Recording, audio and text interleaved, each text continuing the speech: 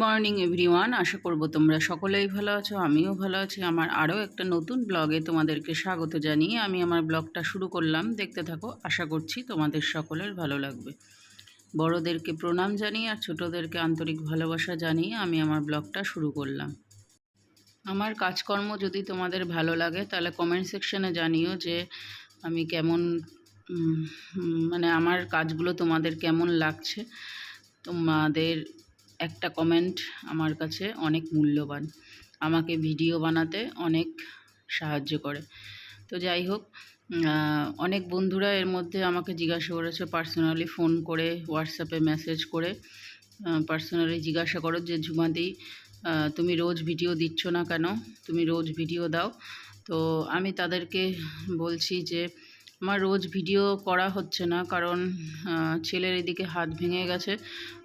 ওর সমস্ত দায়িত্বটা যেহেতু আমার উপরে এসে পড়েছে, ওর জন্য প্রত্যেক দিন ভিডিও করতে পারছি না। আর এখন হাজব্যান্ড মশাই নেই, অনেকটা কাজই বেড়ে গেছে। তো বাজারঘাট আগে তবুও টুকটাক ছেলে করে দিত, এখন আমারই করতে হচ্ছে সব কিছু। ওর জন্য প্রত্যেক দিন ভিডিও করা আমার পক্ষে সম্ভব হয়ে উঠছে না। তো এরকম কমেন্ট, এরকম ফোন কলের জন্য তোমাদের কাছে অসংখ্য ধন্যবাদ। তোমরা আমাকে এত ভালোবাসা দিয়েছো, এত সাপোর্ট করেছো। জীবনে এইগুলো অ্যাচিভ আমার কাছে, যে আমাকে অচেনা লোকও, অন্য জায়গার থেকে অচেনা লোক দূর দূর থেকে আমাকে কল করে এবং আমাকে মেসেজ করে আমার শুভাকাঙ্ক্ষী হয়ে উঠেছে। আজকে একাদশীর জন্য সমস্ত সবজি রান্না করব, হলুদ ছাড়া। তো সব সবজি রান্না করব। অনেকে আজকেও করবে, অনেকে আবার কালকেও করবে। দুদিন একাদশী, কারণ আজকে যারা গোস্বামী মতে করবে আর কালকে বৈষ্ণব মতে। তো সব সবজি কেটে এটা রান্না করব। প্রেশার কুকারে হালকা একটু সিটি দেবো, দিয়ে তারপরে অল্প তেলে রান্না করব। এরকম কিপটে মানুষ ভারতবর্ষে নেই, এত পয়সা ইনকাম করে আর একটা আইসক্রিম খাওয়াতে পারলো না।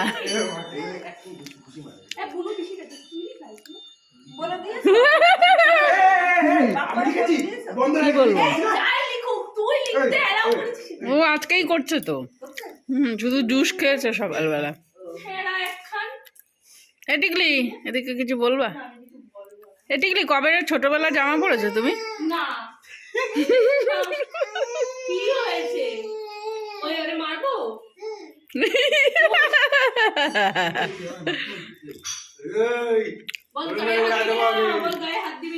বলে দাদা তুমি পপ করে দাও, পপ পপ করে দাও। এই চুল কেটেছো? বুঝি সেটা।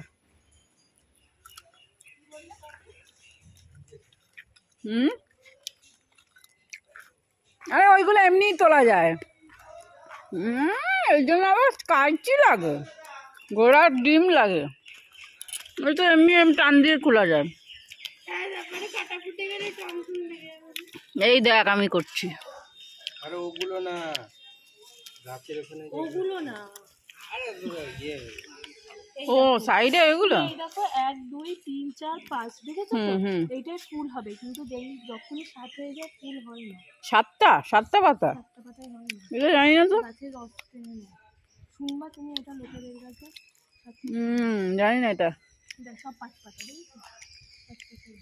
5 পাতায় ফুল হয়, 7 পাতায় হয় না। বন্ধুরা, গাছপালা সম্বন্ধে আমার বেশি অভিজ্ঞতা নেই, তো তোমরা বলো কমেন্ট করে যে 5 পাতায় ফুল হয় না 7 পাতায় ফুল হয়। ঠিক আছে, তো টিকলি ওই 7 পাতাগুলো কেটে দিচ্ছে, 5 পাতাগুলো রাখছে।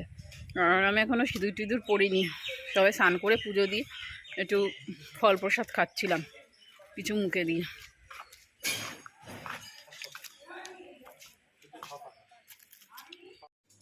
এটা হচ্ছে আমার হাজব্যান্ড মশাই রাজস্থানে থাকাকালীন এটা তরোয়াল প্লাস এই কি বলে এটাকে আমি জানি না, এটা এনেছিল দুখানা। তো এটা দেখছি কি অনেক দিন ধরেই দেখছি একটু নোংরা পড়েছে, প্লাস তোমার জং ধরেছে। যে তরোয়ালগুলো আছে সেগুলোতে না জং ধরে গেছে, ওগুলো তো খোলা হয় না, আর না খুললে কেমন জং ধরে যায়। তো সেটাই হয়েছে। তো আমি আজকে খোলার চেষ্টা করেছি, তেল দিয়ে পরিষ্কার করে খোলার চেষ্টা করেছি, কিন্তু কি বলতো পারিনি, আর আমার পক্ষে সম্ভব হয়ে ওঠেনি ওইটা খোলার। পুরো জংটা লেগে গেছে ওখানে। এটা ছেলেদের পক্ষে ঠিক হবে, ছেলেরা পারবে ওটা খুলতে। তো শানের যদি হাতটা ঠিক থাকতো ওই খুলে দিতে পারতো। আর আমি এই দেখো তোমার ডাবর আমলা যেই তেল আমি মাথায় মাখি ওটা দিয়ে আমি আজকে এটাকে পরিষ্কার করে নিচ্ছি। তো আমাকে আমার বান্ধবী একজন ফোন করে বলল, তুমি কেরোসিন তেল দিয়ে পরিষ্কার করো, কেরোসিন তেল দিয়ে ওই জংটা ছাড়াও দেখবা খুলে যাবে। তো কেরোসিন তেল এখন খুব একটা রেশন টেশন তোলা হয় না, ওর জন্য কেরোসিন তেল ঘরে নেই। তার জন্য আর কেরোসিন তেল দিয়ে পরিষ্কার করতে পারলাম না। এমনি তোমার নর্মাল তেল যেটা আমি মাথায় মাখি ওটা দিয়েই এই তরোয়ালগুলো আর প্লাস এই গোল এইগুলো পরিষ্কার করে নিচ্ছি। পাতা তৈরি হচ্ছে, এদিকে হয়ে গেছে ওই যে পাতা, এটা তৈরি হচ্ছে এই মেশিনে, কারেন্টের সাহায্যে এই মেশিনে পাতা তৈরি হচ্ছে। কাকিদের বাড়ি এসেছি দই বড়া নিতে। এটা ভাই এই পাতা তৈরি করছে, চলো দেখাই তোমাদের সঙ্গে শেয়ার করি। 10টা করে নিচ্ছে, ওই যে এরকম কাগজের মতো নেবে, তারপরে নিয়ে ওই ডাইসের মধ্যে ফেলবে, দিয়ে 15-20 মিনিট রেখে দিতে হয়। এই যে পাতা হয়ে গেল, দেখা একটু এদিকে। ওই যে পাতা দিল, এবারে মেশিনটা ঘোরাবে, চাপা হয়ে গেল, পাতা তৈরি হয়ে গেছে। দিয়েছ দেখ, দই বড়া খেয়ে দেখ, শুধু খেয়ে দেখ। খাওয়া যায়? ডালের তো ডাল দিয়ে না, বিউলির ডালের। দেখ খেয়ে কিরকম। একটু ইসে দিতে হবে, কিরকম খেতে। হ্যাঁ, কাকি এমনি হাতের কাজ ভালো, ব্যবসা ভালো চলবে, কাকির রান্না সুন্দর না। বাবা, এক একটা 15 টাকা পিস। তো কাকি সন্ধ্যাবেলায়, হ্যাঁ অনেকটা হয়েছে ধর, তাই কাকি সন্ধ্যাবেলায় ফোন করে বললো দই বড়া বানিয়েছে, তাই নিয়ে যেত। এক একটা 15 টাকা পিস, তাই নিয়ে আসলাম দই বড়া। কাকি আবার রোজ বানায় না, একদিন পর পর বানায়। তো শানের জন্য নিয়ে আসলাম, শান খাবো, কারণ আমরা খাবো না, কারণ আমাদের হচ্ছে আজকে একাদশী, তার জন্য এখন চা খাবো, শুধু চা।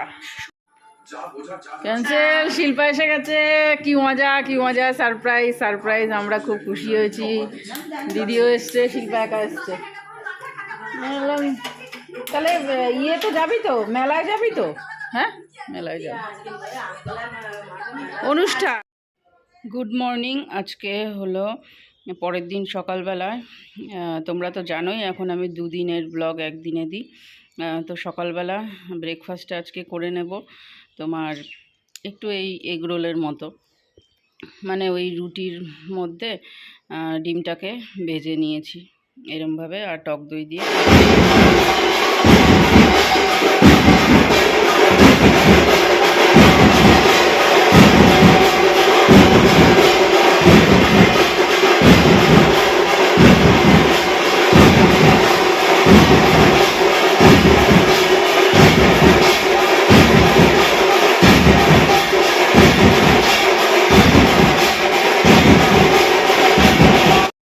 আগামীকাল অর্থাৎ হচ্ছে 27শে মার্চ বারুণীর স্নান আছে।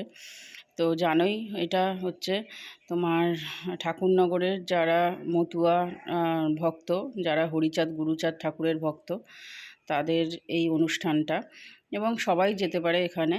তো আগামীকাল বারুণীর স্নান আছে জন্য সবাই আজকের থেকে তোমার দল চলে যাবে ঠাকুরনগর মেলার প্রাঙ্গণে।